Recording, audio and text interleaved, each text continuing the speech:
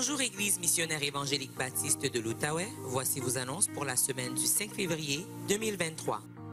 Tous les mardis, nous avons temps de prière à 11 h. Tous les mercredis, il y a études bibliques à 19 h sur Zoom. Le sujet est le défi du LGBTQ. Tous les dimanches, il y a école du dimanche pour tous nos enfants de 3 ans à 12 ans. Tous les vendredis, il y a jeunesse. La prochaine rencontre de femmes au cœur de la mission sera le vendredi 10 février à 19 h. La prochaine rencontre du groupe des hommes sera samedi le 18 février à 9 h. Tous les groupes de quartier ou les groupes connexion continuent de se rencontrer régulièrement. Si vous n'avez pas de groupe de quartier, s'il vous plaît nous écrire à info@emebo.org. Mettez dans votre calendrier que samedi le 25 février de 10 h à midi, nous aurons notre jeûne et prière en présentiel. Il y a retraite pour les jeunes femmes et les jeunes filles du 17 au 20 février 2023. Ce sera au camp Péniel. Le départ sera vendredi le 17 février à 16 h. Le retour sera le 20 février. Pour toute question et plus d'informations, veuillez contacter le 613-606-2684. En 2023, nous voulons avoir des activités pour les célibataires et les couples. Nous commencerons par une première rencontre des couples d'Emebo qui sera vendredi le 17 février à 19 h en présentiel. On attend tous les couples d'Emebo pour cette première rencontre contact. Dimanche le 19 février sera le dimanche de la diversité. Nous vous invitons à porter des habits traditionnels de votre pays ou d'ailleurs, inviter des amis, apporter un plat à partager parce que nous mangerons ensemble après le culte. S'il vous plaît, contactez notre sœur Euphrasie pour lui dire ce que vous aimeriez amener. Notre sœur Stéphanie Dufault recevra la main d'association le 12 février 2023. Les reçus d'impôts pour l'année d'imposition 2022 ont été envoyés par courriel. Si vous n'avez rien reçu, s'il vous plaît, contactez la trésorerie.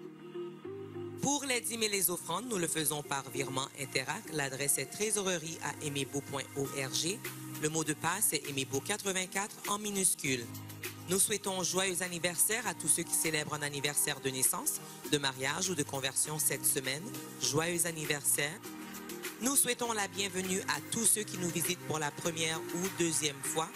Si vous avez des questions ou un besoin, n'hésitez pas de communiquer avec nous par les moyens affichés à l'écran, tout en vous souhaitant bonne adoration. Bonne adoration et que la paix et la grâce de notre Seigneur et Sauveur Jésus-Christ soient avec vous. La paix du Seigneur soit avec vous. Bienvenue à notre culte d'adoration et de louange de l'Église missionnaire évangélique baptiste de l'Outaouais. Ce matin, nous venons chanter un cantique nouveau à l'Éternel. Nous venons chanter ses louanges en tant que l'assemblée de ses fidèles. En plus d'être le bienfaiteur de toute la création, l'Éternel est en même temps le sauveur de son peuple. Le sauveur de son peuple. Ainsi, le psalmiste invite l'univers tout entier, le ciel et la terre, à louer l'Éternel, le Dieu d'Israël, notre Dieu, qui est digne d'une telle louange. Pourquoi il est digne d'une telle louange? Parce que sa majesté est élevée au-dessus de toute la terre et des cieux. Mais aussi et surtout, parce qu'il a relevé son peuple, nous dit le verset 14 du psaume 148. Alors je prie que chaque personne ici ce matin saisissent le grand privilège que nous avons de pouvoir venir devant ce saint lieu pour adorer le Dieu trinitaire, Père, Fils et Saint-Esprit. Prions-le et préparons notre cœur à l'adoration. Notre bon Père Céleste, en Jésus-Christ, nous nous approchons devant ta majesté bénie ce matin. Et nous prions que tu agrées l'offrande de notre cœur, que nous t'apportons en reconnaissance de ce Dieu merveilleux que tu es et pour tout ce que tu as fait pour nous, pour une autre semaine au cours de laquelle tu nous as gardés. Et nous prions que chacun ensemble, nous nous joignons ce matin en adoration et en louange devant ton saint trône. Fais-le, Père, pour la gloire de ton saint nom et pour l'honneur de Jésus-Christ, notre bien-aimé Sauveur et Seigneur, au nom de qui nous te prions et nous te remercions. Amen. Amen. Je vais vous inviter à vous lever alors qu'on va lire ensemble le symbole des apôtres.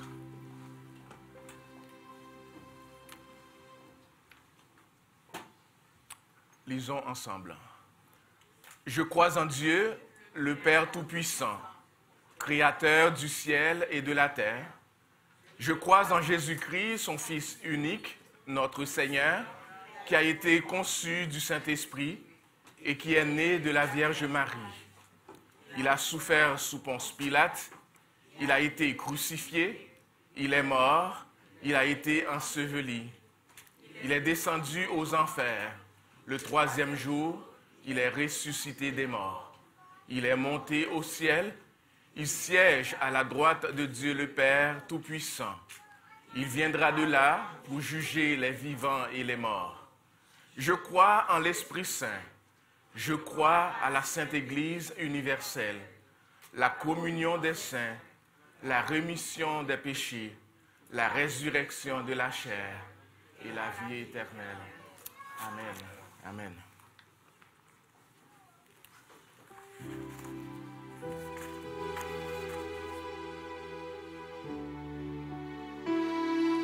Dieu fort et grand, tu vois toute ma vie. Oui, tu m'as connu, tu m'as sondé des cieux. Où puis-je fuir ta science infinie? Éternel roi, tu me suis en tout lieu.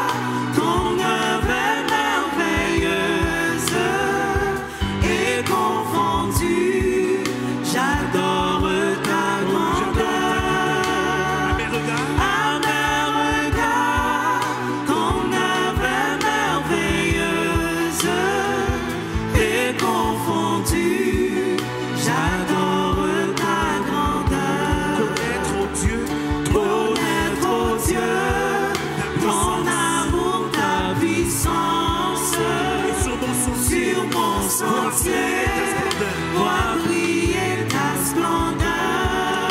Fondé sur toi, Fondé sur toi, toute mon espérance. Sont les seuls biens que désire mon cœur. Fondé sur toi, toute mon espérance. Sont les seuls biens que désire mon cœur. tout doucement.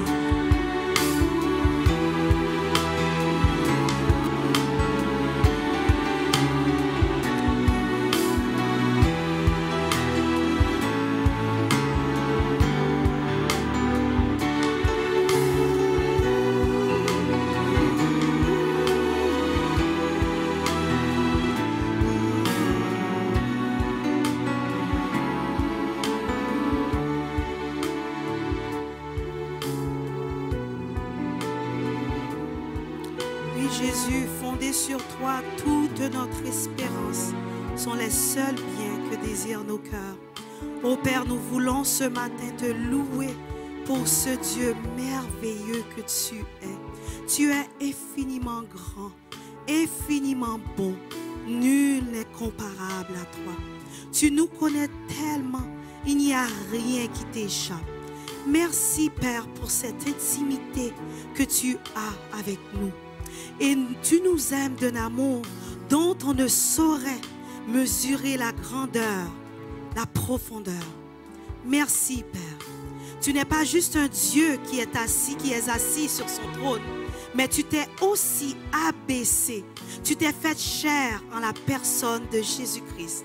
Tu es venu parmi nous afin de faire de nous tes enfants par adoption. Merci, Père. Merci pour ce plan de réconciliation, de rédemption que tu avais planifié d'avance pour nous. Gloire soit à ton nom, Jésus. Amen. Nous allons continuer notre adoration ce matin avec la lecture qui sera faite dans le psaume 33. Nous allons la lire ensemble. Lisons ensemble le psaume 33. Juste, réjouissez-vous en l'Éternel. La louange sied aux hommes droits. Célébrez l'Éternel avec la harpe. Célébrez-le sur le luth à 10 cordes. Chantez-lui un cantique nouveau. Faites retentir vos instruments et vos voix. Car la parole de l'Éternel est droite, et toutes ses œuvres s'accomplissent avec fidélité. Il aime la justice et la droiture. La bonté de l'Éternel remplit la terre. Les cieux ont été faits par la parole de l'Éternel, et toute leur armée par le souffle de sa bouche.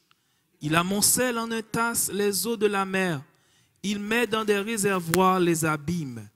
Que toute la terre craigne l'Éternel, que tous les habitants du monde tremblent devant lui. Car il dit, et la chose arrive. Il ordonne, et elle existe. L'Éternel renverse les desseins des nations. Il anéantit les projets des peuples.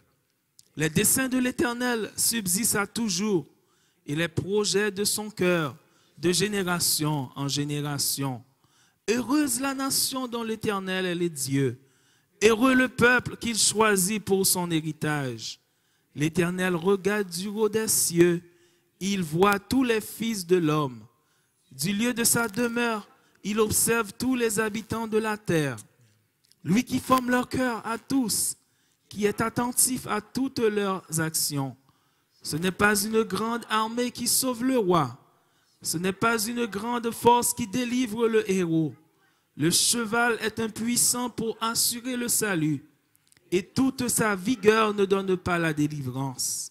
Voici, l'œil de l'Éternel est sur ceux qui le craignent, sur ceux qui espèrent en sa bonté, afin d'arracher leur âme à la mort et de les faire vivre au milieu de la famine. Notre âme espère en l'Éternel. Il est notre secours et notre bouclier, car notre cœur met en lui sa joie, car nous avons confiance en son saint nom. Éternel, que ta grâce soit sur nous, comme nous espérons en toi. Amen. Amen. Parole du Seigneur. comme nous espérons en toi. Mon seul appui, c'est l'ami céleste, Jésus seul. Jésus, dans Matthieu 11, verset 28, nous dit, « Venez à moi, vous tous, qui êtes fatigués et chargés, et je vous donnerai du repos. Prenez mon joug sur vous et recevez mes instructions, car je suis doux et humble de cœur, et vous trouverez du repos pour vos âmes, car mon joug est doux et mon fardeau léger. » Je ne sais pas avec quel fardeau tu viens dans la maison du Seigneur ce matin, mais l'équipe de louange veut te rappeler que ton seul appui, c'est l'ami céleste. Que les ans s'en vont, cet ami te reste, Jésus seul.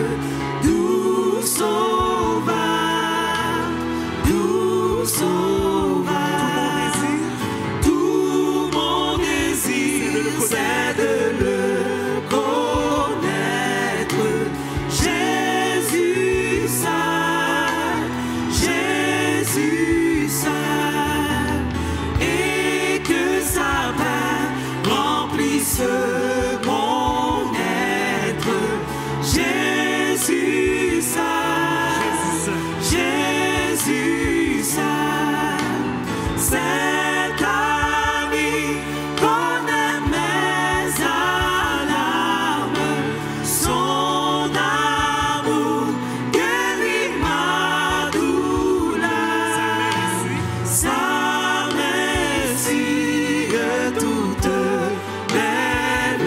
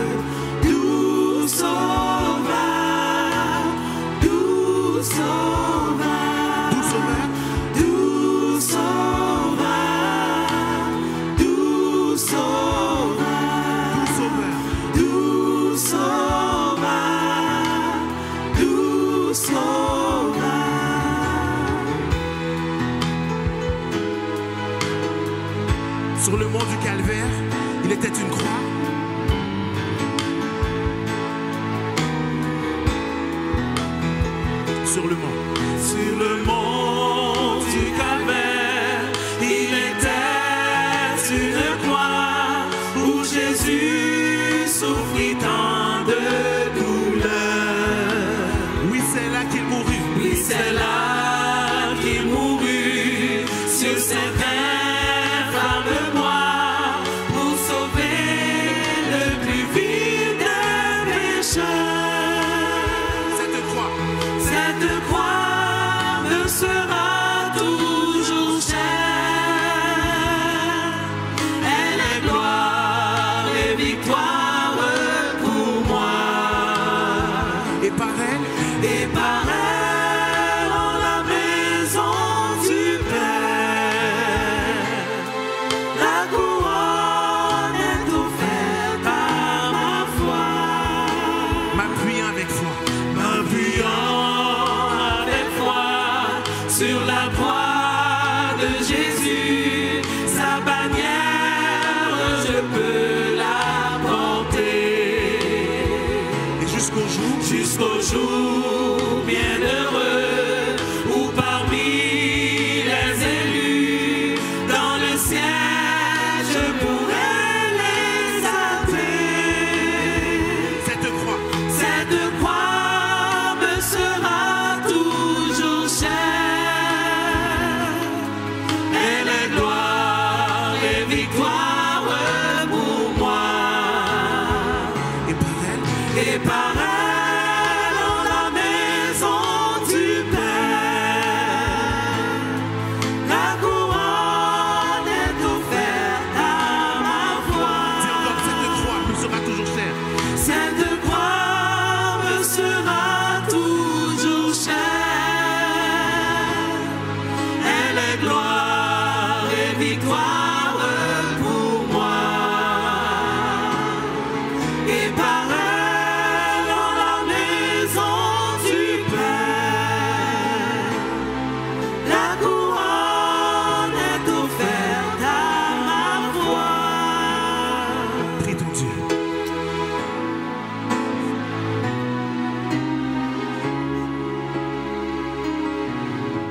Parle-lui. Déclare que cette croix lui te sera toujours chère. Appuie-toi sur lui, le seul espoir.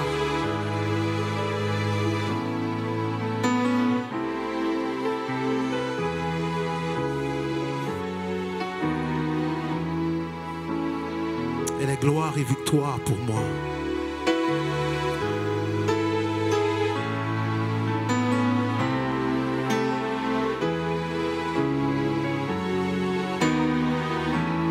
Disons cette croix. Cette croix me sera toujours chère. Elle est gloire et victoire pour moi. Et par elle, en la maison du Père, la couronne est offerte à ma foi.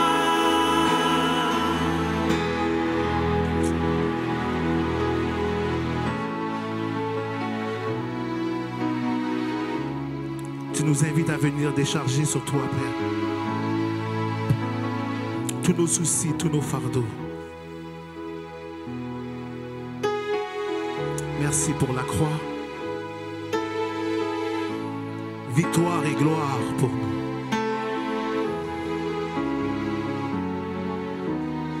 Source intarissable de cette grâce. Merci d'avoir fait choix de nous, Seigneur.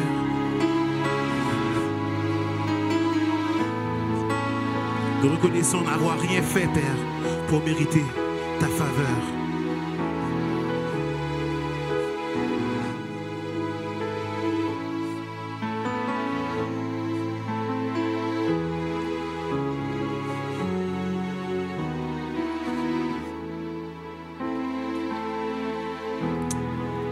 Amen. Vous pouvez vous asseoir.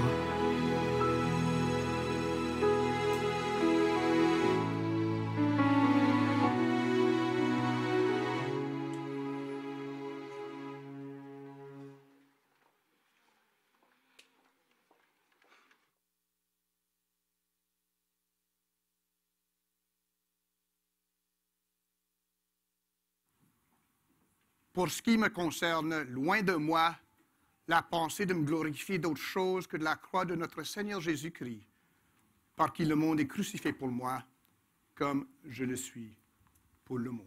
Prions le Seigneur.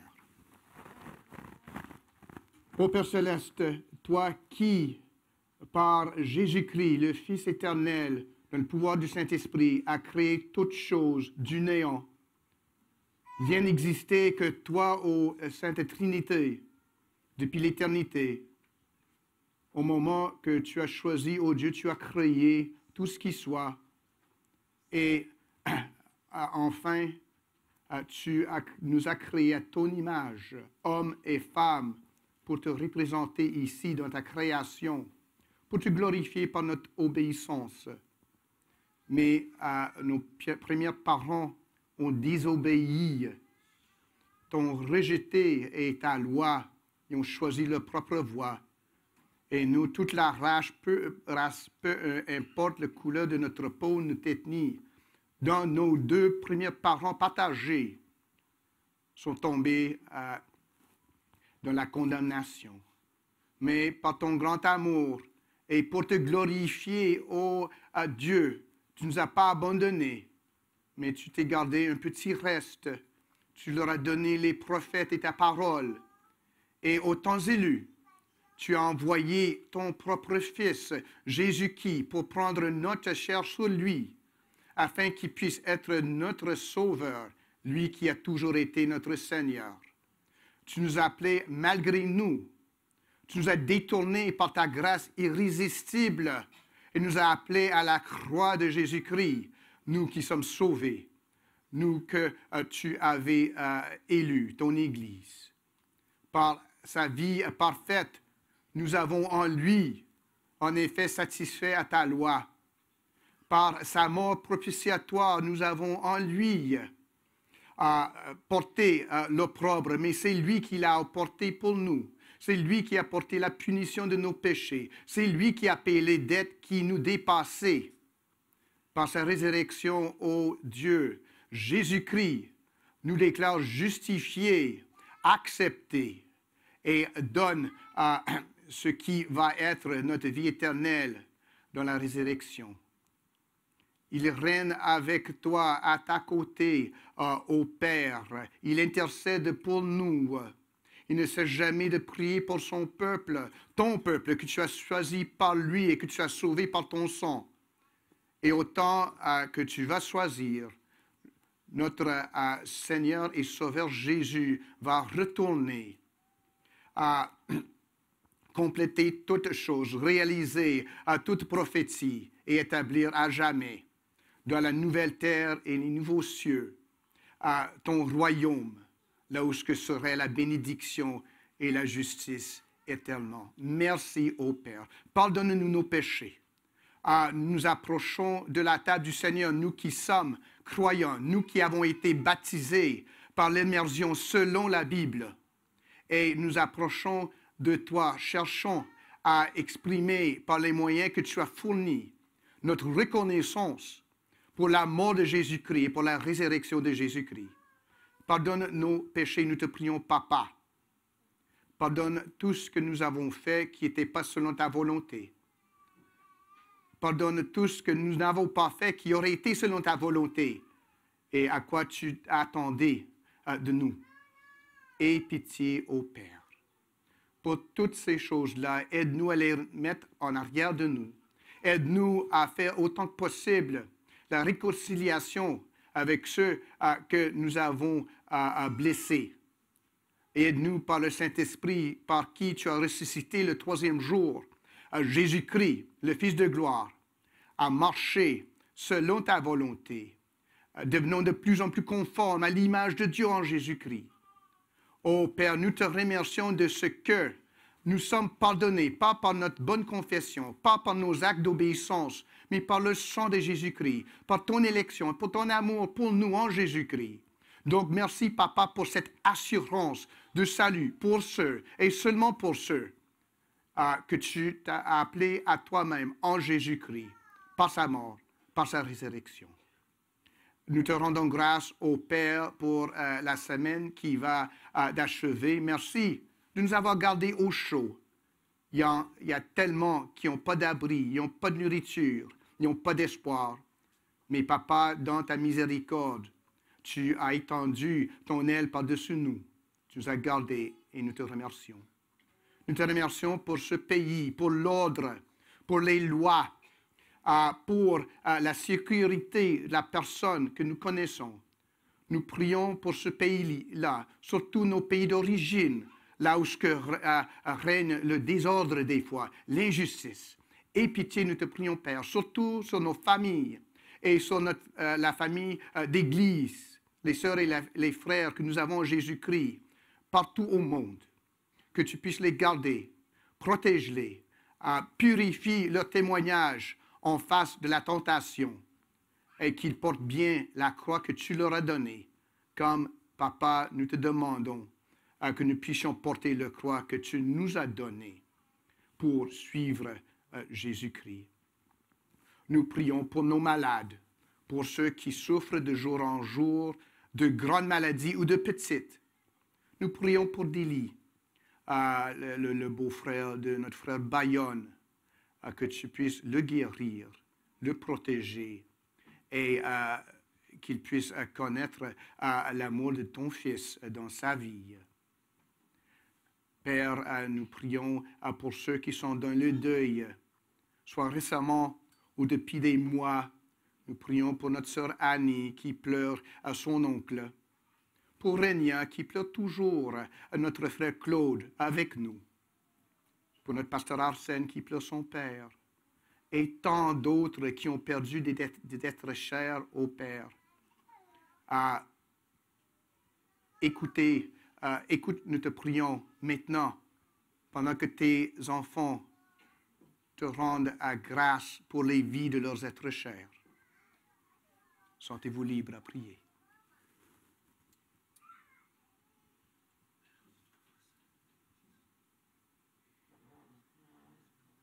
Je te rends grâce pour Pasteur Earl Grant, qui est passé dans ta présence, un fidèle serviteur au Papa.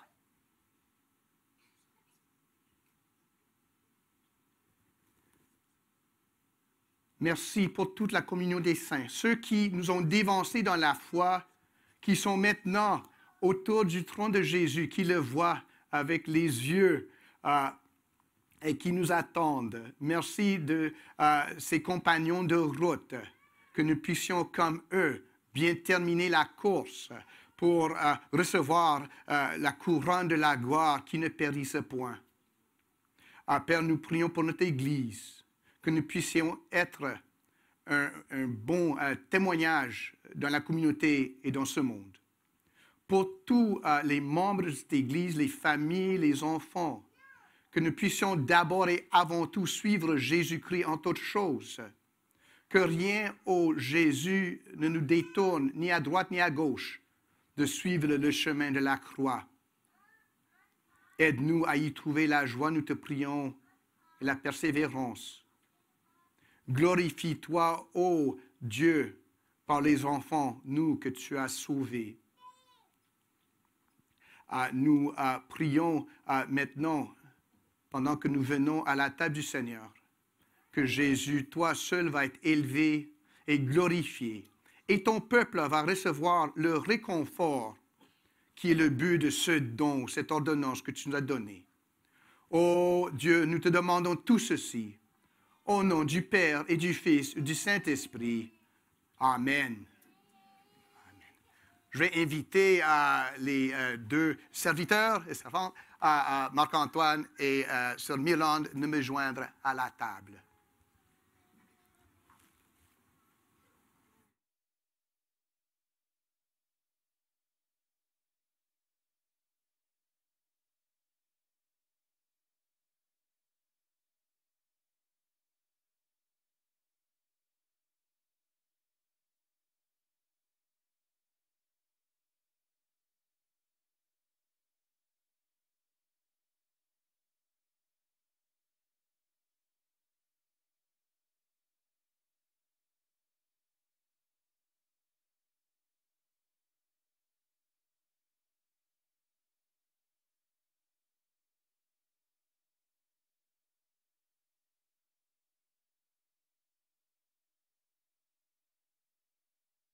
consigne est sanitaire et salutaire avant de venir à la table. Il y aurait des chants pendant la Sainte Seine. Je vous demande de ne pas chanter parce qu'on va passer les éléments qu'on va partager. Vous voyez que les préposés sont habillés en machimio, plus ou moins, juste pour le plus de protection possible. Côté salutaire, la table du Seigneur et le repas du Seigneur pour le peuple du Seigneur. Ce n'est pas quelque chose qui sauve. Ce n'est pas que vous avez besoin de ça. Moi, je ne suis pas prêtre qui peut bénir les éléments pour vous donner le salut. Ici, c'est un repas de reconnaissance à celui qui serait déjà notre Seigneur et notre Sauveur. Si vous connaissez Jésus-Christ par la foi, si vous êtes venu à lui, si vous êtes fait baptiser et vous cherchez, pas que vous marchiez parfaitement, parce que sinon on n'aurait pas besoin de ça, mais si vous cherchez à marcher selon sa volonté, Dieu étant à votre aide, venez à la table. Sinon, restez, laissez ça passer, regardez, posez des questions, qu'est-ce qu'ils font là, c'est quoi ça? Puis on serait vraiment ravis de vous répondre si vous ne marchez pas encore avec le Seigneur, si ce repas vous êtes toujours inconnu. Je vais juste lire, pendant que le chœur en arrière fournit de la musique angélique, juste un verset, 1 Corinthiens, chapitre 5, verset 7. Peut-être c'est un verset qui nous est assez bien connu. Faites disparaître le vieux levain, afin que vous soyez une pâte nouvelle, puisque vous êtes sans levain, car Christ, notre Pâque, a été immolé. On pourrait dire qu'il y a plusieurs versets où se trouve l'Évangile en us. L'Évangile, ce n'est pas que ce que je peux faire pour être sauvé. C'est d'entendre et recevoir ce que Dieu a fait pour nous sauver et par la même grâce, comment est-ce qu'on peut vivre dans ce salut. Puis ça, on l'a présenté ici. On dit déjà vraiment, on est censé de faire quelque chose, faire disparaître le vieux levain. Mais moi, je ne cuisine pas. C'est une grande blague. Quand je me suis marié, il y a quasiment 30 ans, que je me servais du micro-ondes, puis je mettais des choses là-dedans, puis c'est tout. Hein? Donc, je ne sais pas. Mais je comprends ça. Le vieux levain, c'est le péché, c'est la façon de vivre selon le vieil homme, selon l'homme naturel, la chair, si on veut, selon le monde. Puis, l'apôtre Paul, par l'Esprit Saint, nous dit de faire disparaître ça. OK, c'est une œuvre. Hein? Si je fais ça, je suis correct. Non. Il dit de faire ça. Pourquoi? Oh, puisque vous êtes sans levain. Ben, je fais ce que je suis déjà. Je deviens ce que Christ a fait de moi. Vous comprenez? Je suis appelé à vivre dans la sainteté parce que je suis saint en Jésus-Christ. Ça, c'est l'Évangile. Ce que Dieu a déjà fait, il m'appelle à rentrer là-dedans pour avoir la joie et pour refléter sa gloire qui aime sauver des pécheurs comme moi. Donc, il dit ici, vous êtes sans levain. Ce n'est pas littéral, c'est une illustration. On est considéré par Dieu justifié. On est droit devant Dieu à cause de nos bonnes œuvres. Non, c'est pas ça, excuse. C'est car Christ, notre Pâque, a été immolé. À cause de Jésus-Christ qui s'est présenté en sacrifice propitiatoire à notre place pour faire détourner la colère de Dieu, comme, si vous connaissez l'Ancien Testament, un peu l'Exode, comme l'agneau qui a été immolé, puis le sang qui a été mis contre la porte pour que lorsque Dieu envoyait le destructeur, il voyait ça, il dit non, c'est mon peuple là, je passe par-dessus. Jésus-Christ appliqué à notre cœur, Dieu voit ça, il passe par-dessous nous. Son jugement, sa colère passe par-dessous nous. Puisque Jésus-Christ est notre agneau immolé, nous sommes sauvés. Et donc, nous sommes considérés comme Dieu sans levain. Autrement dit, on est juste devant lui. Ceci étant le cas, on vit pour Dieu. Et le repas, c'est ça. Ce n'est pas pour nous sauver. C'est pour nous rappeler Jésus-Christ, nous rendre dans un esprit de reconnaissance et nous préparer pour reprendre la route en service à Christ, qui est notre Seigneur et notre sacrifice. Donc, c'est une façon de rendre grâce à lui qui nous a sauvés par Jésus-Christ.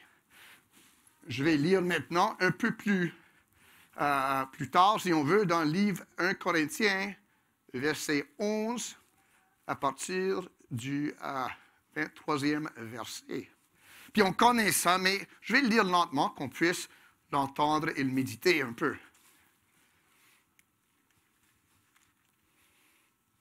Puis je vais enlever ça. Merci.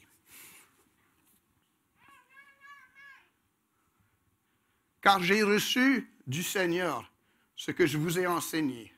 C'est que le Seigneur Jésus, dans la nuit où il fut livré, prit du pain et après avoir rendu grâce, le rompit et dit, « Ceci est mon corps qui est rompu pour vous. Faites ceci en mémoire de moi. » Je vais demander maintenant à notre frère Marc-Antoine de rendre grâce pour le pain qui symbolise pour nous le corps de l'agneau immolé, Jésus-Christ.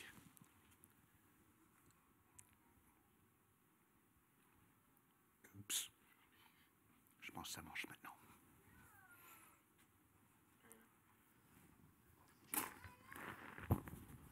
Oh, c'est ça, c'est ça.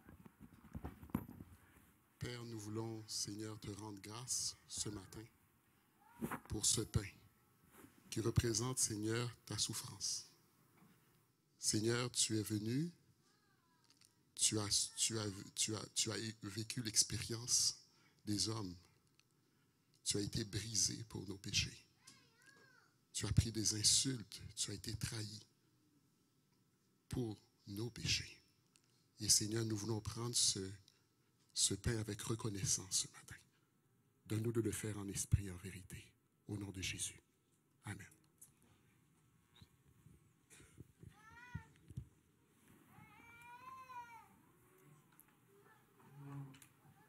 De même, après avoir soupé, il prit la coupe et dit, « Cette coupe est la nouvelle alliance en mon sang.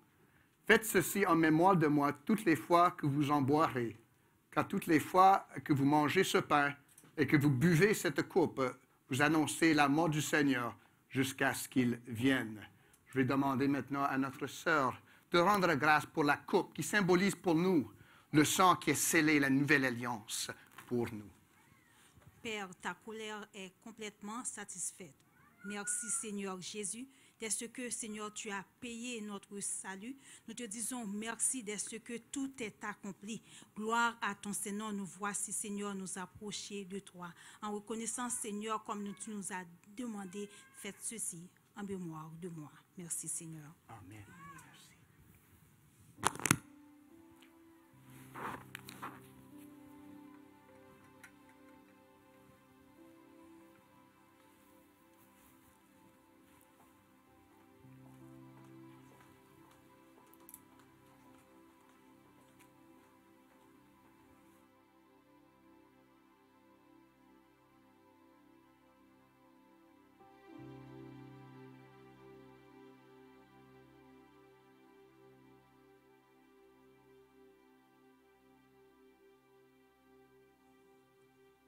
À la croix où mourut mon sauveur, je suis venu briser de douleur. Et là, son sang purifia mon cœur. À son nom, la gloire.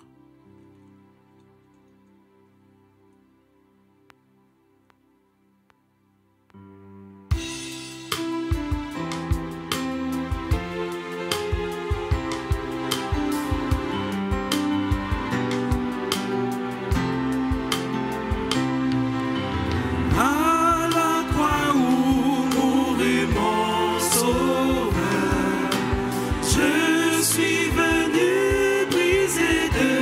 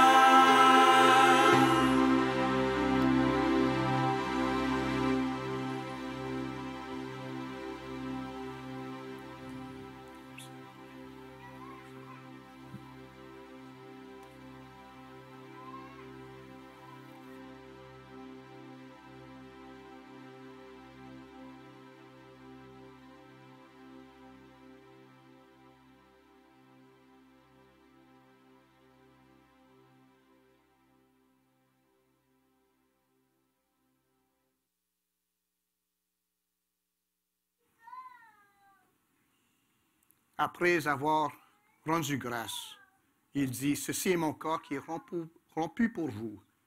Faites ceci en mémoire de moi. Nous mangeons ceci en mémoire de Jésus.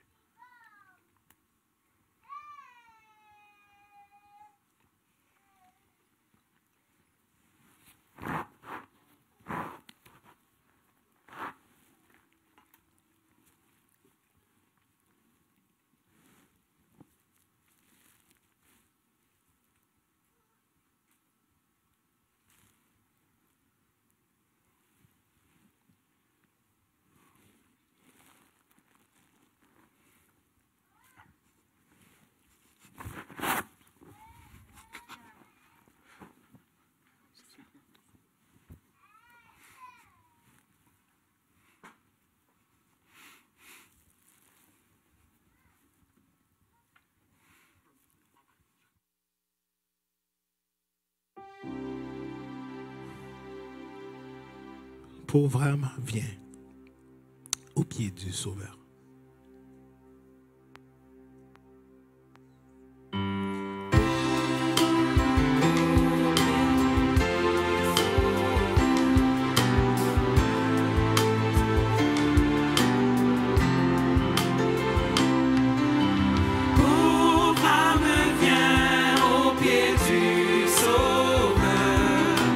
À la source ouverte à tout pécheur.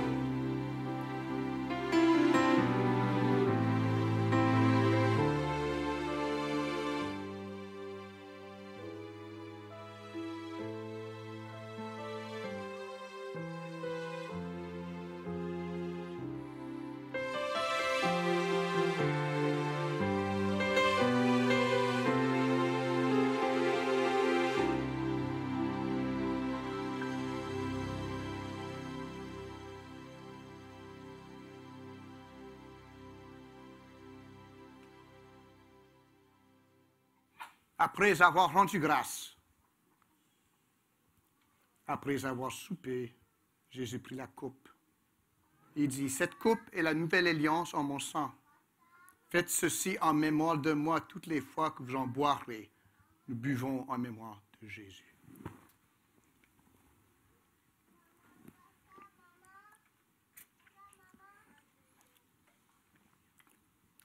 Prions ensemble. Ô Père céleste, nous te demandons d'envoyer ton Saint-Esprit sur ton Église encore une fois. Remplis-nous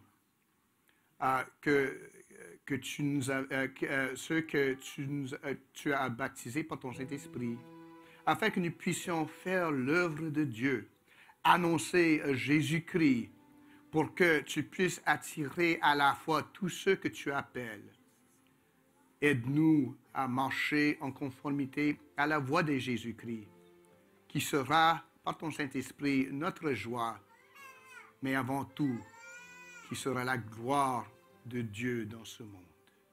Merci, nous prions tout ceci au nom du Père et du Fils et du Saint-Esprit. Amen.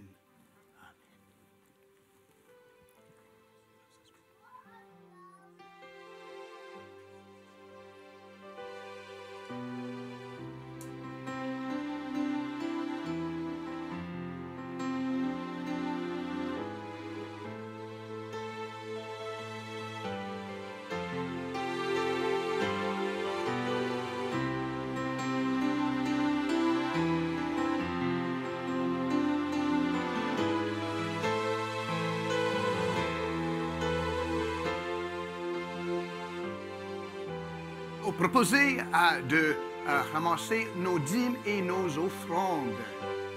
Après ça, on demanderait aux enfants de monter aux classes avec leur moniteur, monitrice.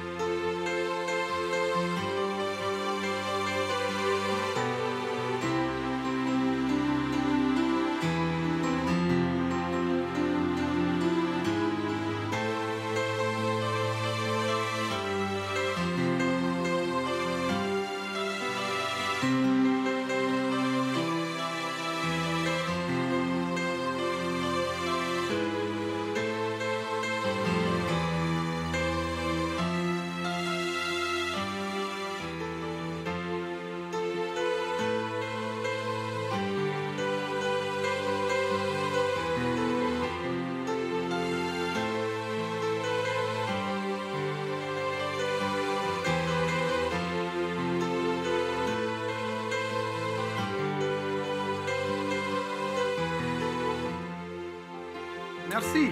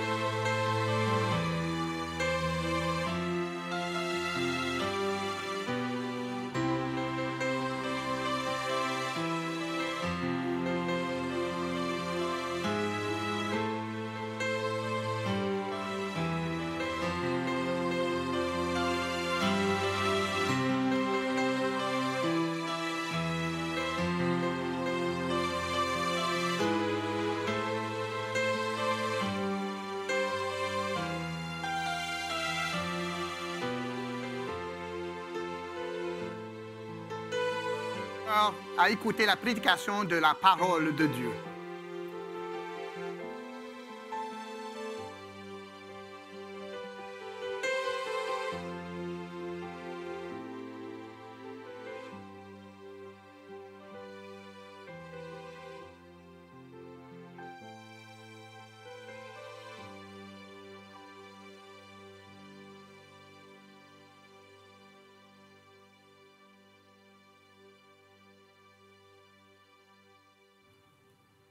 la paix du Seigneur soit avec vous. C'était tout un privilège de l'adorer en chant, en louange, et maintenant d'écouter l'enseignement de la parole. J'ai une petite note sur ma feuille de prédication qui dit de présenter des excuses aux adhérents et visiteurs pour la rencontre de la semaine passée. En fait, je vous ai rencontrés, mais plusieurs m'ont dit que ce n'est pas la façon de rencontrer les gens. Au départ, on ne sait pas si il n'y a pas eu quelque chose à grignoter pendant que je vous rencontrais. Et je vous rencontrais ici en avant sans vous donner l'occasion de jaser avec moi. C'était pas... En fait, mes conseillères techniques n'étaient pas disponibles la semaine passée. Donc, on va se reprendre la prochaine fois. On va se rencontrer dans un beau bureau. Il va y avoir des choses à grignoter et des petites choses à boire. La prochaine fois. Je ne vous dirai pas encore c'est quand, mais ça viendra. Très content aussi d'accueillir des visiteurs parmi nous. On voit des membres sûrement de la famille de Savannah, notre sœur en Christ. On est content de vous recevoir. Que le Seigneur vous bénisse abondamment. Alors, nous avançons tranquillement vers la fin de notre série sur le sermon sur la montagne. Ce matin, je vais lire, et je vais vous inviter à vous lever, alors que je vais lire en Matthieu chapitre 7, les versets 15 à 20. Je lirai pour nous.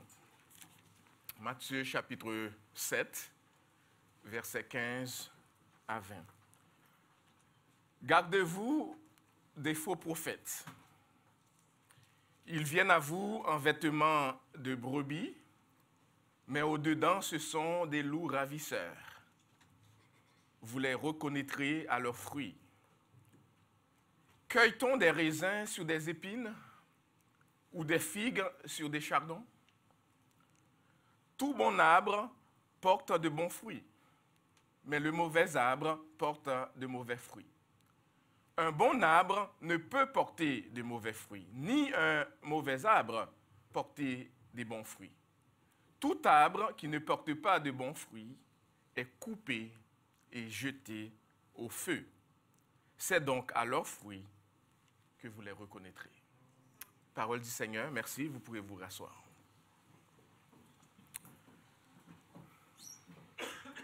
Et nous voulons compter au Père sur l'onction de ton Saint-Esprit ce matin pour annoncer ta parole, la proclamer, non pas basée sur notre propre expérience, sur nos propres connaissances, sur notre propre vision des choses, mais compter sur la direction de ton Saint-Esprit pour l'enseigner fidèlement. Et que ce matin, tu daignes toucher et bénir des cœurs qui l'entendront. Fais-le pour la gloire de ton Saint-Nom, par Jésus que notre Seigneur et Sauveur. Amen. Amen. Est-ce qu'il y a un lien entre ce passage que nous venons de lire et le texte précédent qui parlait de la porte large?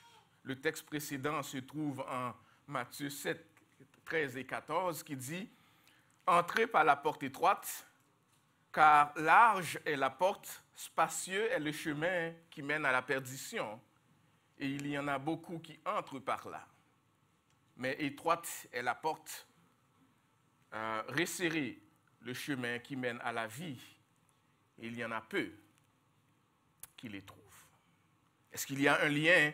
Vous vous rappelez ce message que Pasteur Gordon a prêché il y a 2 semaines? Est-ce qu'il y a un lien alors qu'on continue à ce message? Bien sûr qu'il y a un lien. Oui, certainement qu'il y a un lien. Parce qu'après avoir demandé de suivre le chemin étroit, après avoir demandé de rentrer par la porte étroite, Jésus nous met en garde contre les faux prophètes et leurs fausses doctrines qui peuvent nous détourner de la voie droite, de la voie étroite qui mène à la vie.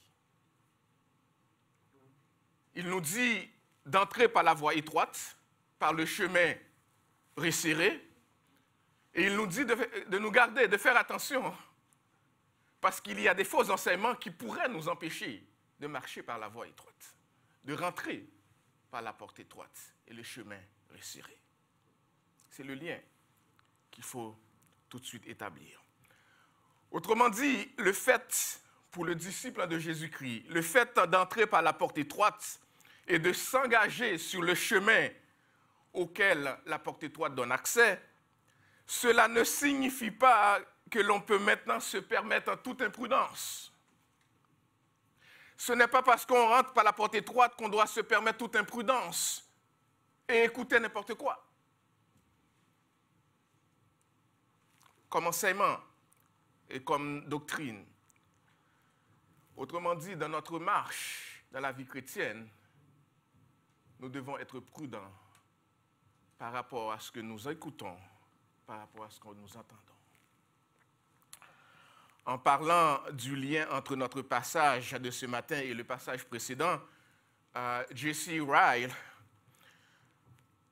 a écrit ceci, et j'espère que notre sœur pourrait le projeter pour nous, pour qu'on le voie et le lise ensemble. Il dit, le lien de ce passage avec le précédent est frappant. Voulons-nous demeurer loin de la voie large, de la porte large, du chemin spacieux qui mène à la perdition? Si nous voulons demeurer loin de la voie large, nous devons alors nous garder des faux prophètes. Il y en aura assurément, leur origine remonte au jour des apôtres. En fait, il y en a toujours eu. Et il y en aura toujours des faux prophètes. Il y en aura toujours. Nous devons nous préparer à les rencontrer et à être sur nos gardes. Le verset 15 de notre texte énonce le principe clé du message. Nous avons là le principe clé du message et à partir de la deuxième partie du verset 16 jusqu'à la fin du texte, ce qu'on va avoir un peu, c'est l'explication et comment reconnaître en ces faux prophètes, comment les reconnaître. Mais pour le reste, l'essentiel se trouve au verset 15. Gardez-vous des faux prophètes. Gardez-vous des faux prophètes. Le disciple de Jésus-Christ doit faire attention. Tenir ses esprits éloignés des faux prophètes.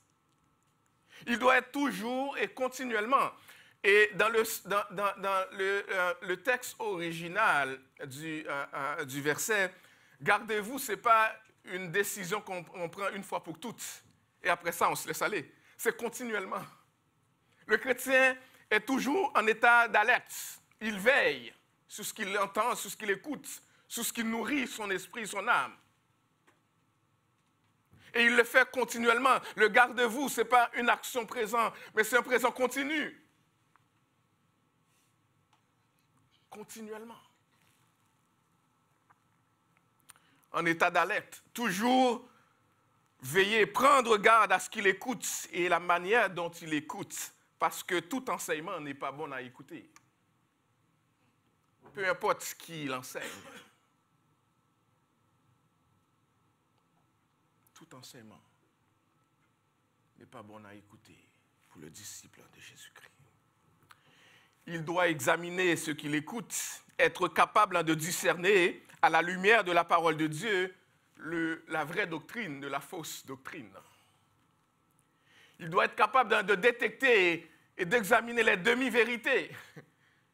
Et on va le voir, les faux prophètes, en fait, une des choses qui cachent leur enseignement, c'est que ça contient une part de vérité.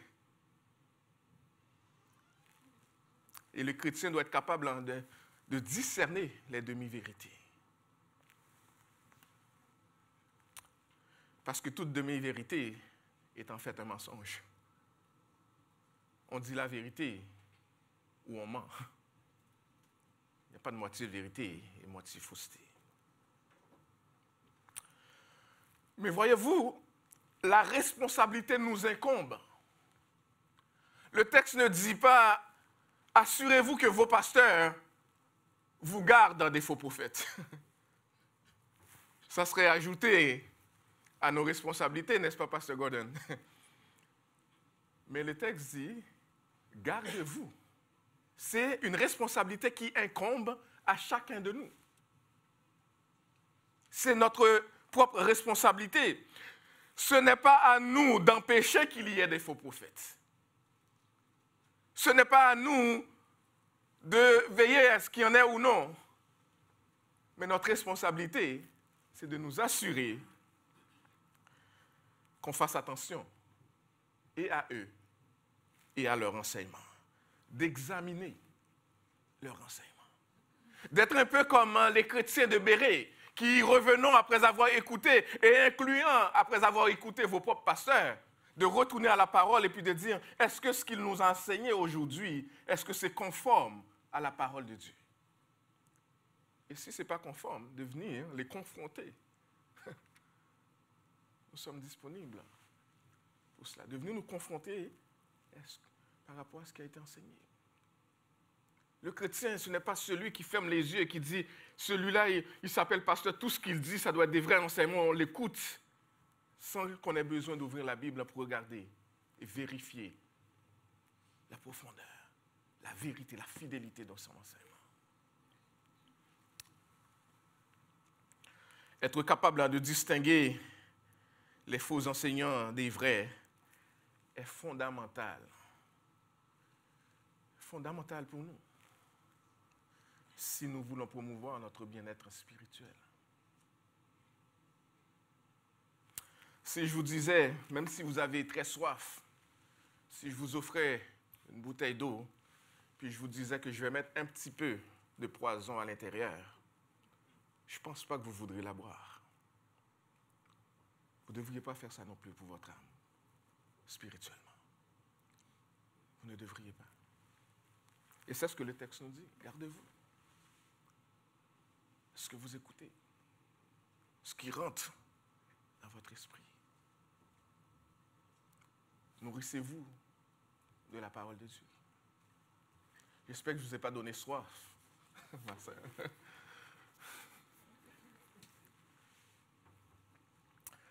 Parce que,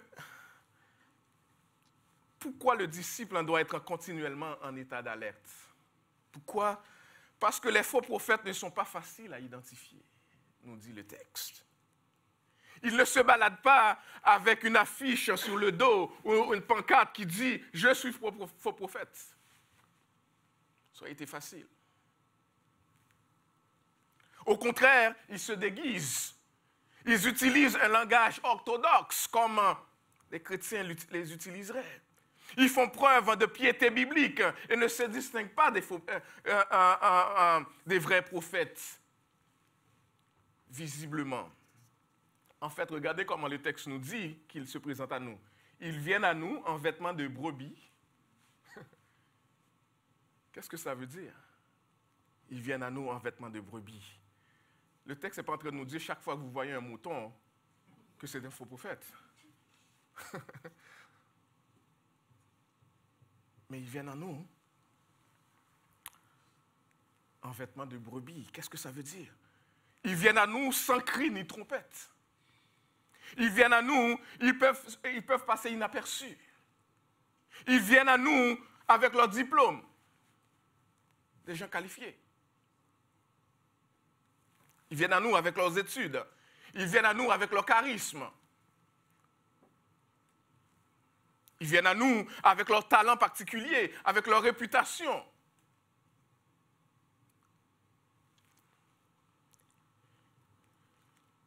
Ils portent des fois des masques pour cacher leur vraie apparence. Mais au-dedans, parce que c'est ce que le texte nous dit, mais au-dedans, ce sont des loups ravisseurs. Des loups ravisseurs. Autrement dit, ce sont des personnes animées de mauvaises intentions. Ils ne sont pas motivés par le bien-être spirituel des gens. Ils ne cherchent pas le bien de l'Église ou de l'Évangile. Ils sont motivés par leur propre intérêt, leur propre influence. Ils viennent défendre leur propre cause. Et ils passent inaperçus. À les écouter, on croirait que c'est des vrais chrétiens. Mais c'est des inconvertis. Je vous ai déjà expliqué plus d'une fois ici qu'une des personnes assez proches de moi, lorsque j'étudiais à l'Université de Montréal, un homme qui étudiait à la faculté avec nous, puis à un moment donné, je voyais son comportement qui laissait à désirer. Puis je lui posais des questions, et puis je vous ai sûrement déjà expliqué cette histoire, pourquoi il étudiait en théologie, parce que j'avais des questionnements. Et il m'a avoué qu'il étudiait en théologie pour devenir ougan. Pour devenir ougan, un sorcier. Donc, et je vous donne cet exemple, je le répète, pour vous dire, ce n'est pas parce qu'on a une formation théologique que notre enseignement mérite d'être écouté. Tous ceux qui étudient en théologie ne sont pas des serviteurs de Jésus-Christ. Connaître, vous savez, Satan connaît la parole. Hein? Et c'est pour cela que la parole de Dieu dit, ne vous bornez pas seulement à juste à lire la parole et puis à ne pas l'appliquer dans votre vie. Lorsque vous connaissez la parole, savoir que Jésus est Dieu et Fils de Dieu, vous êtes seulement au même niveau que Satan. Est-ce qu'il est votre Dieu, Seigneur de votre vie? Là, on parle d'autre chose. Il faut faire attention à ce que vous écoutez. Ils viennent former. Ils commencent à nous présenter leur feuille de route avant de prêcher. Ils nous disent pour qu'on les respecte et ils se présentent ainsi à nous. Mais c'est en vérifiant l'enseignement qu'ils nous donnent qu'on les reconnaît, s'ils appartiennent à Dieu ou non. C'est important. Dans son sens large, chers amis, le prophète signifie celui qui parle ou qui enseigne au nom de Dieu. Un vrai prophète est le porte-parole de Dieu, mandaté par Dieu, et il transmet le message de Dieu aux hommes. Ce n'est pas nécessairement et essentiellement celui qui peut annoncer l'avenir, bien que ça puisse faire partie de son ministère. Mais le faux prophète est une personne qui, tout en prétendant proclamer la vérité de Dieu, annonce en réalité un mensonge, son propre mensonge. Ils sont des faux semblants. Et dans les mots même de Jésus-Christ, ils sont des hypocrites. Si vous lisez Matthieu 23, la fin du chapitre de Matthieu 23, qui était l'objet de ma méditation de ce matin, vous verrez combien de fois Jésus traite les scribes et les pharisiens d'hypocrites. Combien de fois il les a traités hypocrites. Vous vous présentez bien, les gens vous regarderaient et croiraient que c'est les meilleurs chrétiens qui puissent exister, c'est les meilleurs serviteurs de Dieu qui puissent exister, mais au fond de vous, il y a une hypocrisie crasse. Vous dites aux gens de faire ceci, mais vous ne les faites pas vous-même.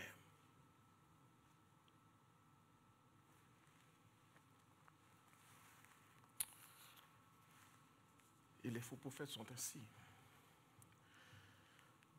Comment les reconnaître?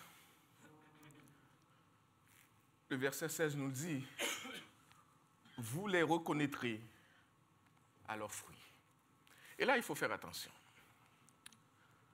Parce que lorsqu'on dit on reconnaît quelqu'un à leurs fruits, souvent ce qu'on pense, c'est on va voir le résultat de ce que la personne a fait. C'est-à-dire que s'ils entreprennent quelque chose, ça va échouer. Mais ce n'est pas toujours le cas. Les faux prophètes réussissent bien. Les gens les suivent. Parce qu'ils annoncent quelque chose que les gens aiment entendre, et puis les gens, dans leur misère spirituelle, les suivent. Autrement dit, si on pense que c'est parce que leur œuvre va échouer, on peut être surpris. Mais c'est quoi leurs fruits? Et c'est là que ça nous concerne. Leurs fruits, c'est leur enseignement qu'il faut évaluer. On les reconnaît à leurs fruits. On les reconnaît par, lorsqu'on prend le temps d'évaluer l'enseignement qu'il enseigne, la doctrine qu'il enseigne, et on regarde ça au travers l'enseignement de la parole de Dieu, on verra que c'est des fausses doctrines, que c'est des choses à rejeter, c'est des choses répugnantes. Et on va vous donner quelques de ces exemples qui sont aujourd'hui enseignés et qui ont déjà été enseignés dans le temps. Leurs fruits finiront par les trahir et révéler leur vraie nature. Parce que les faux prophètes enseignent, leurs enseignements produisent la division au sein de l'Église de Jésus-Christ. Est-ce que Jésus milite et a donné sa vie pour une Église divisée? Non. Jésus unifie son Église. Jésus veut une Église qui marche dans l'unité. Et les faux enseignants produisent la division dans l'Église. Regardez avec moi assez rapidement en Romains. Ce texte-là pourrait nous éclaircir un peu. Romains chapitre 16. Lisons seulement les versets 17 et 18. Romains 16, versets 17 et 18. Je vous exhorte, frères, à prendre garde à ceux qui causent des divisions et des scandales, au préjudice de l'enseignement que vous avez reçu. Qu'est-ce que vous devez faire? Body avec eux? Non. Éloignez-vous d'eux.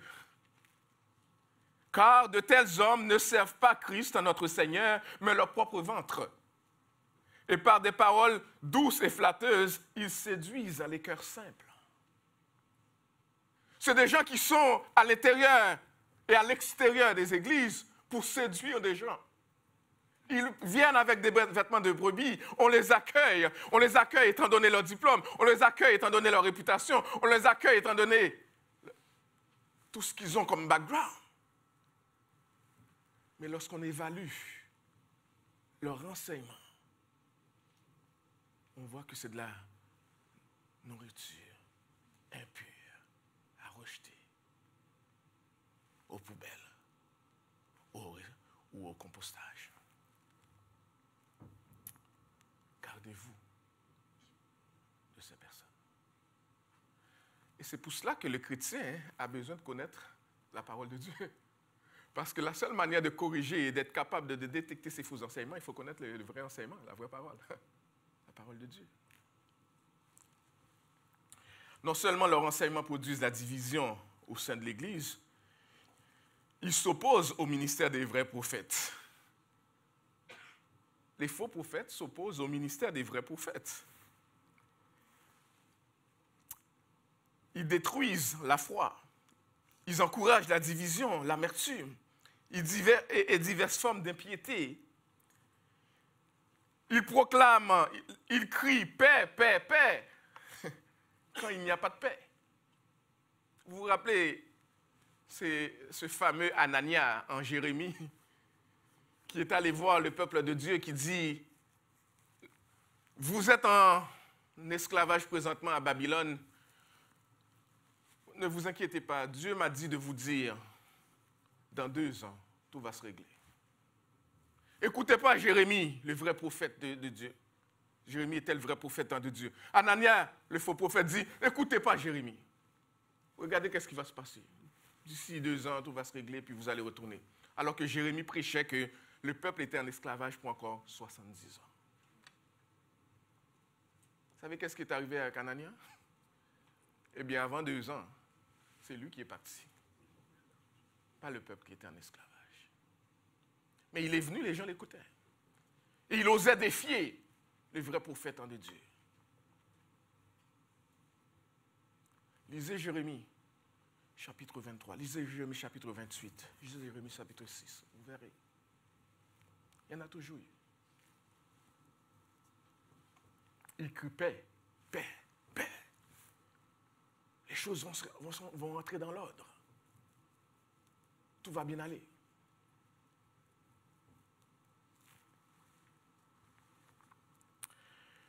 Parce qu'ils disent généralement aux gens ce qu'ils aiment entendre. Les gens aiment entendre que les choses vont bien aller, n'est-ce pas?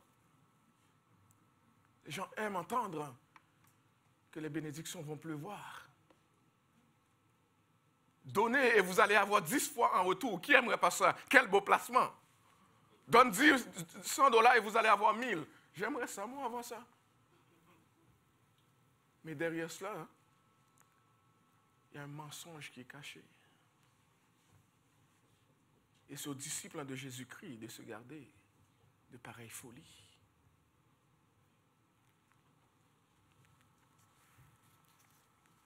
Si c'était vrai, ils n'auraient pas besoin de commander nos 100 $. S'ils pouvaient avoir 10 fois ce qu'ils donnent, Mais ils n'auraient pas besoin de demander qu'on donne ça. Qu'ils les placent eux-mêmes et qu'ils s'enrichissent. Mais des fois, on ne pense pas comme ça. On en donne et puis on attend 10 fois plus et puis on se rend compte que 10 fois plus, c'est jamais rentré. En fait, notre $100 n'est pas là.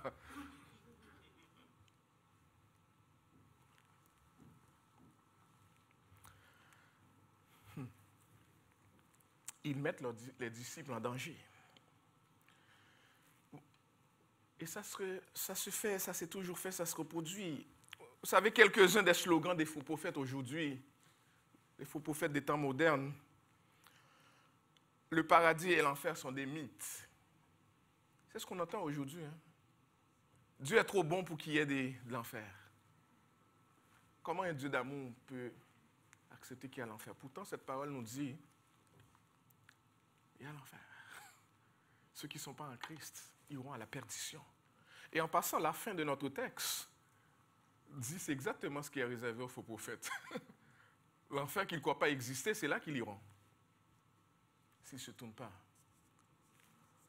par la repentance à Jésus-Christ. Ce n'est pas un mythe. Ils disent que le Dieu d'amour ne permet à personne d'être puni éternellement. Dieu ne peut pas faire ça.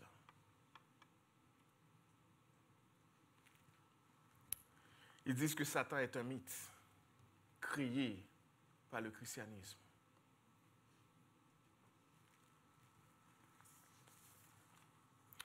Ils disent que le péché est une maladie, cela n'a rien à voir avec la culpabilité. Ne vous inquiétez pas du péché, vous ne péchez plus. Il y en a qui disent que ça ne sert à rien de demander pardon à Dieu. Vous n'avez pas besoin de la confesser. Il y a des choses qui arrivent. Tout le monde tombe des fois. Puis on se reprend. Ça va bien aller. Ils disent, débarrassez-vous de votre complexe. C'est un problème psychologique. Il faut aller voir un psychologue, puis ça va se régler. Vous luttez contre un problème de culpabilité. Regardez dans votre enfance s'il n'y a pas eu quelque chose qui n'a pas fonctionné. Puis une fois que c'est fixé, vous allez voir, tout va fonctionner. Un individu n'est pas responsable de ses soi-disant péchés. Il faut voir qu'est-ce que les parents auraient fait dans le passé. Et puis c'est ça qui nous poursuit. Puis une fois c'est fixé, et puis tout se règle. Et on écoute ça, on dit, ça fait du sens. Et on ne combat pas le péché qui est dans notre vie. Parce qu'on le remet à nos parents, nos arrière-parents, nos grands-parents. C'est leur faute. C'est la société qui n'a pas fait son travail. Arrêtez de demander pardon pour nos péchés. Faisons des manifestations pour corriger les choses dans la société et puis ça va bien aller.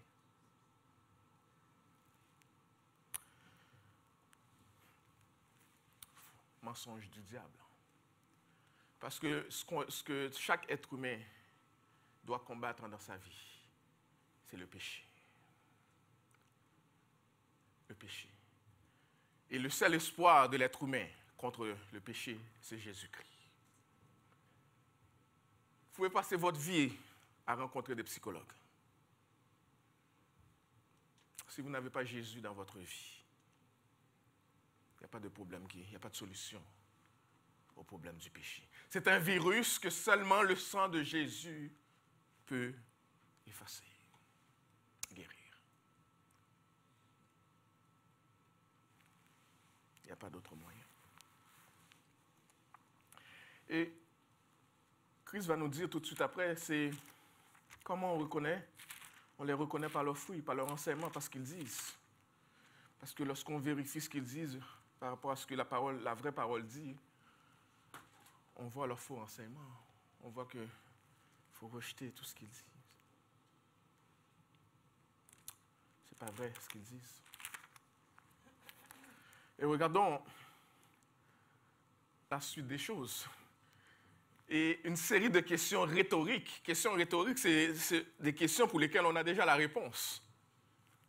Mais que Christ pose pour un peu nous amener à penser à la vraie réalité. Christ dit, cueille-t-on des raisins sous des épines? Quand un vigneron, quand un fermier a besoin, et je mets quelques images un peu pour vous mettre pour vous donner une idée, on va mettre un raisin avant. Lorsqu'un fermier a besoin de raisin, est-ce qu'il va dans des vignes ou il va chercher des raisins sur des épines, là où il se fait piquer, l'autre image? Non. C'est du bon sens même. C'est du bon sens même. C'est ce que le texte dit, cueille-t-on des raisins sur des épines? C'est une épine. Est-ce que vous voyez des raisins là-dessus? En passant, le message est plus fort que cela, mais je voulais quand même vous montrer l'image. Lorsqu'on va sur des épines, on se fait piquer. Lorsqu'on veut chercher des raisins, on va sur des vignes. Lorsqu'on veut être nourri spirituellement, on vient dans la parole du Seigneur. Les faux prophètes ne peuvent pas enseigner les vraies doctrines qu'ils ne connaissent pas. Les inconvertis ne peuvent pas enseigner des vrais chrétiens comment suivre Jésus-Christ. Ils ne savent pas comment suivre Jésus-Christ eux-mêmes. Comment puis-je aller à eux pour qu'ils m'enseignent comment suivre Jésus? On ne cueille pas les raisins sur des épines. C'est du non-sens. C'est du non-sens.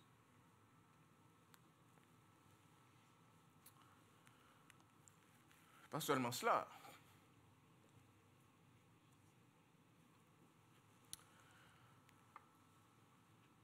Ceux qui enseignent les bonnes doctrines de la parole de Dieu, et c'est ce que les versets suivants vont nous dire, tout bon arbre porte de bons fruits.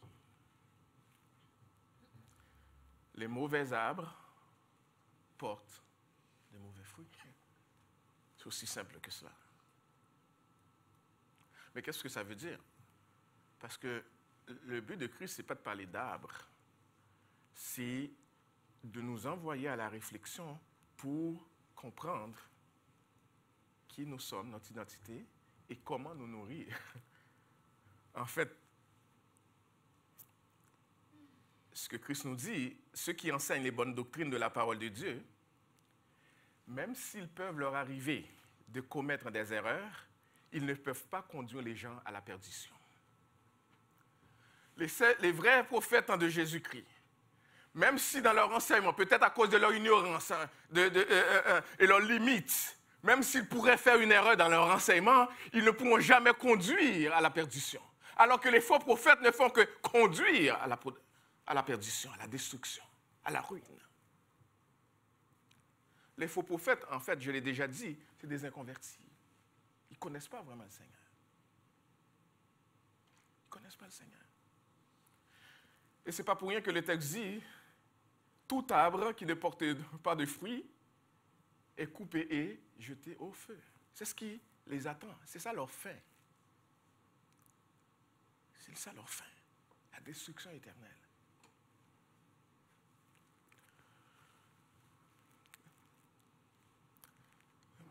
Par leur enseignement, ils mènent les gens à la destruction. Alors, chers amis, nous devons examiner les fruits que produisent nos enseignants. Les fruits, qu'est-ce qu'ils enseignent? Afin de déterminer la nature de la source dont proviennent leurs enseignements. Est-ce que leur enseignement est fondé sur leur propre expérience, leur philosophie de la vie, ou sur la parole de Dieu?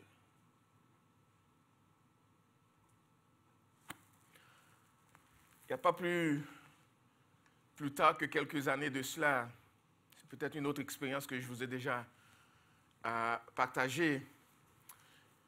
Ma belle-sœur nous a appelés pour dire que, alors qu'elle priait, elle souhaitait, comme toute jeune femme, être mariée un jour, une de mes belles-sœurs, et puis on lui disait qu'il y avait des gens qui prient pour la victoire sur les obstacles que Satan met sur notre chemin. Et elle appelle cette personne-là pour prier. Et elle a expliqué c'est quoi le sujet de sa requête. Et puis elle dit, pour cette requête-là, c'est $300.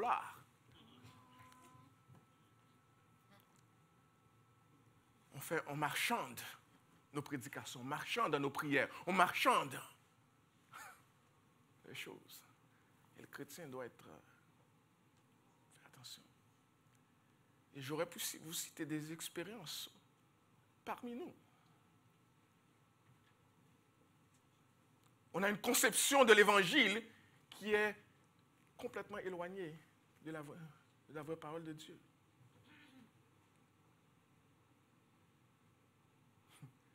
Voir l'Église comme un lieu où on va faire le plus d'œuvres possible pour qu'en retour, Dieu puisse me donner le plus de bénédictions possible, c'est un faux enseignement.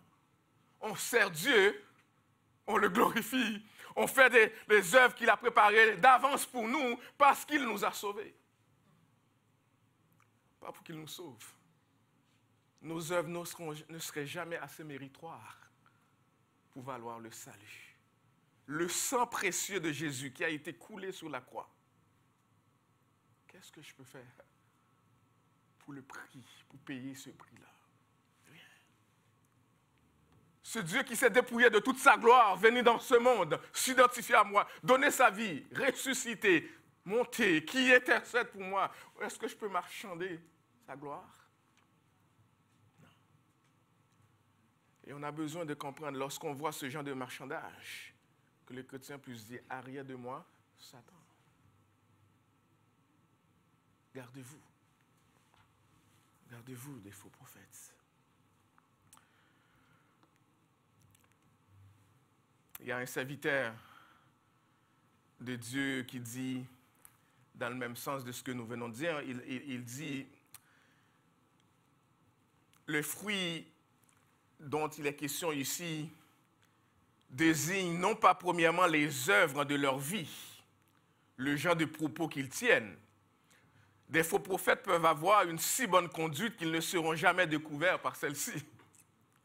Ainsi, les pharisiens étaient extérieurement justes devant les hommes et certains faux enseignants parmi les chrétiens peuvent avoir l'apparence de la piété et maintenir celle-ci tout en étant des étrangers dans le royaume de Dieu. Et il fait référence ici à 2 Timothée chapitre 3, verset 5. Mais ce qu'il dit, qui est important pour nous à noter, ce sont plutôt leurs doctrines, les doctrines qu'ils enseignent et les effets que cela produit qu'il faut regarder. Qu'est-ce qu'ils enseignent? Qu'est-ce qu'ils enseignent? Alors regardons quelques applications avant de conclure ce message.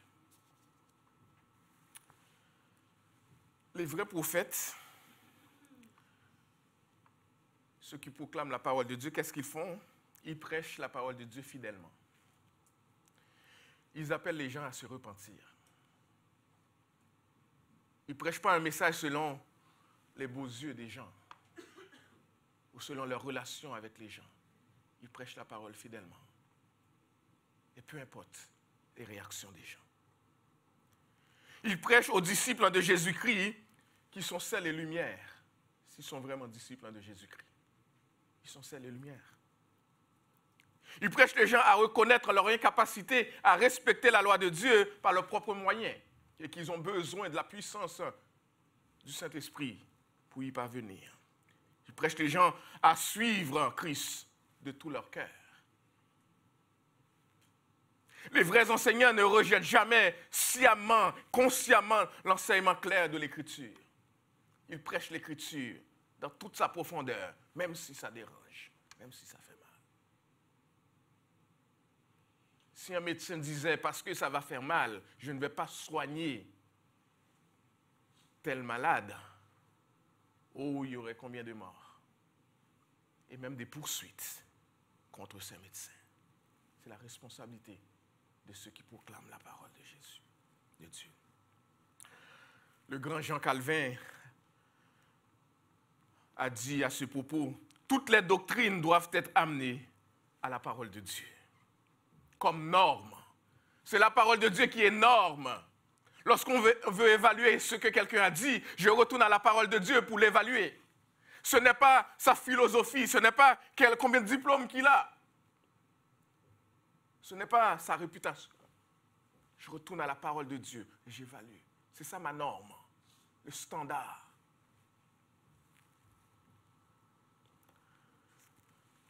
On s'est déjà fait traiter de jaloux parce qu'on prêche contre les faux prophètes.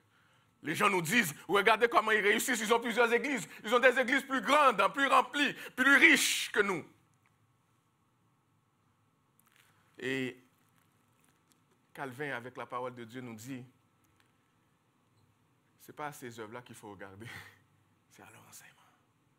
Combien de gens ils sont en train de préparer pour les diriger tout simplement à la destruction. Mais c'est ça la route large. La route large, il y a beaucoup de gens qui vont suivre. Parce que c'est facile. Il y a beaucoup de gens qui vont y rentrer. Mais la route qui mène à la vie éternelle, elle est étroite. Le chemin qui mène à la vie éternelle, il est resserré. Et il y a très peu qui veulent y rentrer, qui veulent y marcher. Est-ce que vous y marchez? Est-ce que vous y marchez? L'image des deux arbres, bons et mauvais, au verset 17 et 19, ça désigne la vraie foi en Christ. La vraie foi en Christ transforme la vie et porte du fruit à la gloire de Dieu.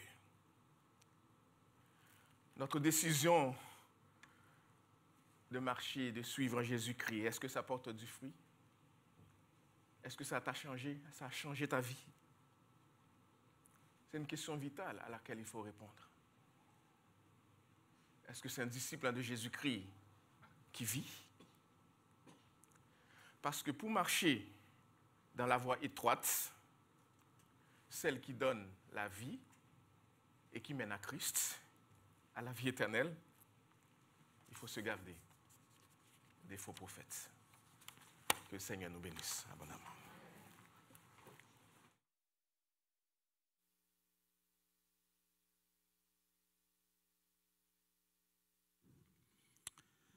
Arme contre ces faux prophètes et la parole de Dieu, épée de l'Esprit.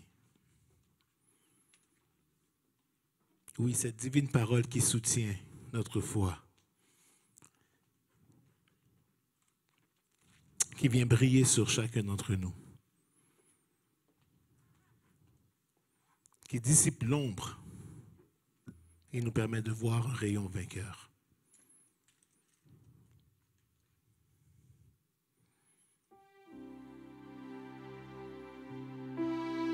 Nous allons nous mettre debout et nous allons entonner ce chant ensemble, en gardant en tête cette parole que nous avons reçue du Seigneur ce matin.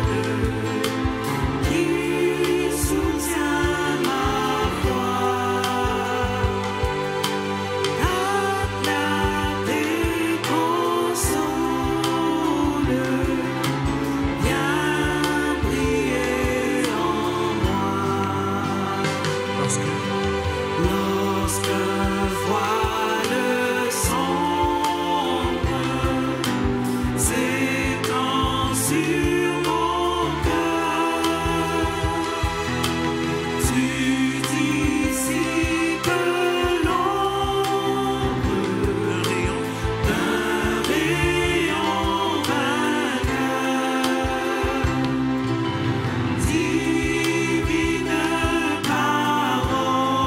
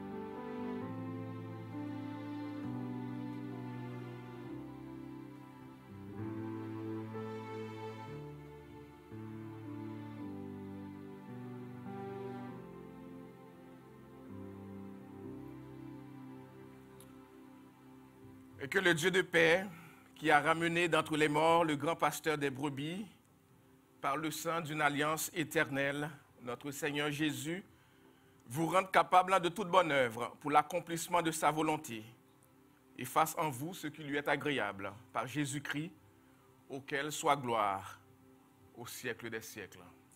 Amen. Allez dans la paix du Seigneur. Que Dieu vous bénisse abondamment.